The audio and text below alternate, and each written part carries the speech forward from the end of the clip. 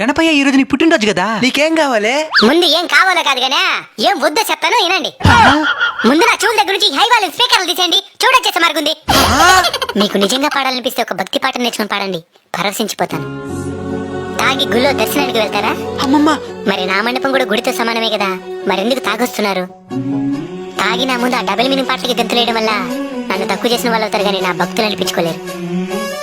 ఇంకోటి, ఉన్నంతలోనే ఉత్సవాన్ని జరిపించండి. మీరు ఎంత పెట్టుబడి పెట్టారనే దాన్ని నేను చూడను, ఎంత ప్రేమను పెట్టారనేది మాత్రమే నేను చూస్తాను. ఒకే గ్రామంలో 3-4 విగ్రహాలు పెట్టడం వల్ల మీలో ఐక్యత నశిస్తుంది. అందరూ కలిసిమెలిసి ఒకే విగ్రహాన్ని పెట్టి పూజించండి. నేను మీలో ఐక్యతకి కారణం అవ్వాలి, కానీ గొడవలకి కాదు.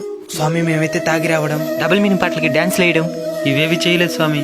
అందుకే కదా నైనా నేను ప్రత్యక్షమై మీతో మాట్లాడుతున్నది. మీరు నాకు బాగా నచ్చారు. ఏదైనా ఒక వరం కోరుకోండి, ఖచ్చితంగా తీరుస్తాను. స్వామి, నీ పుట్టినరోజు నాడు కూడా విజయవాడ ఖమ్మం అసలు వరదలతో ఇబ్బంది పడుతున్నారు స్వామి, వాళ్ళకి తోడుగా ఉండు స్వామి. తదాస్తు.